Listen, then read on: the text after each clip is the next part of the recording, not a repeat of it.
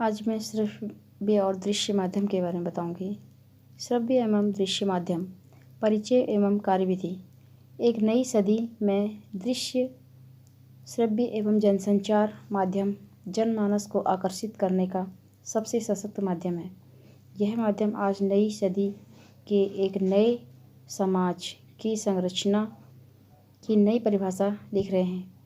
इन माध्यमों के द्वारा जो नया समाज तथा नया ग्लोबल संसार एक गांव की भांति हमारे सामने परिलक्षित हो रहा है, उसमें इन माध्यमों का प्रभाव स्पष्ट देखा जा सकता है। इस नई दुनिया के बदलते परिवेश के परिप्रेक्ष्य में यह जानना अति आवश्यक हो गया है कि आधुनिक दृश्य, श्रव्य एवं जनसंचार माध्यमों के विकास के नए आयाम किस नई संस्कृति को जन्म दे रहे हैं तथा तकनीक के इस वैज्ञानिक युग में इसके विकास की चुनौतियों का सामना का आधारभूत सामाजिक आधार क्या है। आज दृश्य, श्रव्य एवं जनसंचार माध्यम विश्व के हर भूभाग पर रहने वाले आदमी को एक नए मायावी संसार की ओर आकर्षित कर रहे हैं।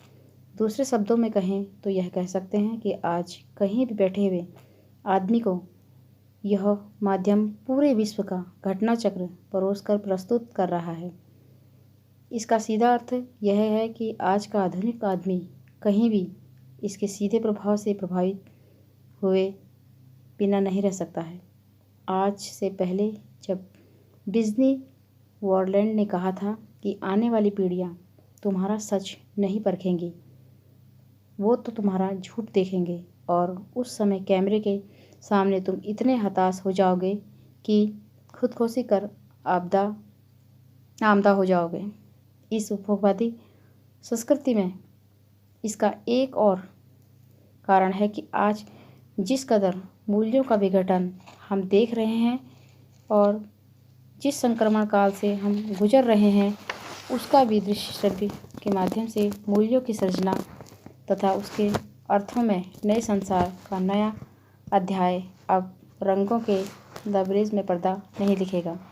आज इन दृश्य, श्रव्य एवं जनसंचार माध्यमों के विकास के सामने इसके सच से कौन आंखें बंद करेगा। विश्व चिंतक जॉन पॉल सार्त्रे ने कहा था कि उन्हें बदलो जो सच को नहीं मानते, झूठ तो यह उगल ही देंगे।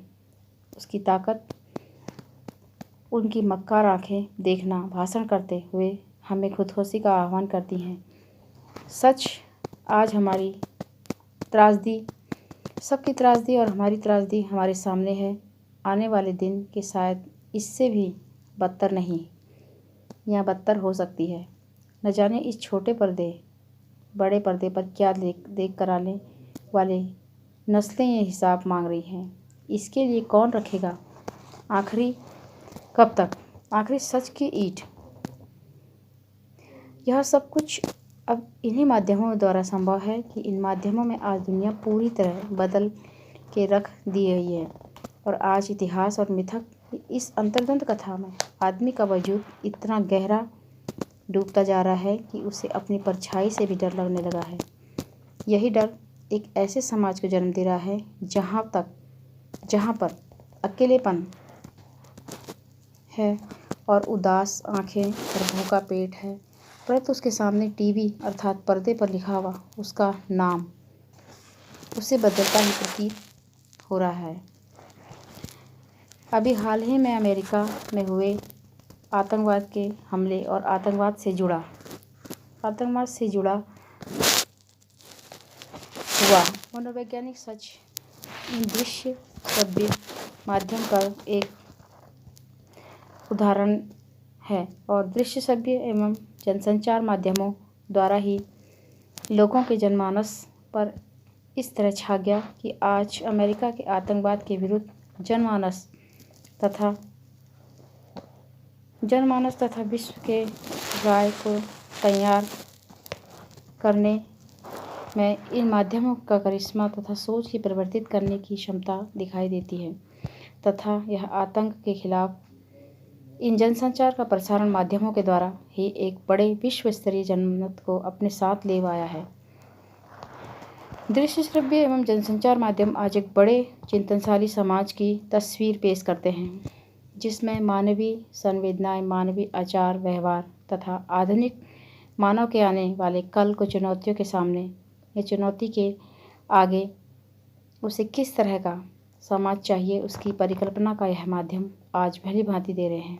आज जनसंचार माध्यमों के विशेषकर दृश्य एवं श्रव्य प्रसारण एवं संचार माध्यम में एक नई विश्व क्रांति का स्वरूप प्रस्तुत कर रहे हैं। श्रव्य और दृश्य एवं संप्रेषण और पत्रकारिता से आगे बढ़कर आज पहले ये प्रचार प्रसार कंप्यूटर में इंटरनेट तक विस्तृत हो चुका है। जैसा कि हमें पहले कह चुके हैं कि आज संसार प्रसार माध्यम के डर और दुख सुख के सहायक और उसको दिशा निर्देश देते हुए दिखाई दे रहे हैं। यह कहना भी उतना ही सच है कि आज आदमी इन प्रचार तथा प्रसारण माध्यमों का गुलाम होकर रह गया है, परंतु इसके विचारों की ताकत इन्हीं माध्यमों द्वारा आज जानी पहचानी जा रही है।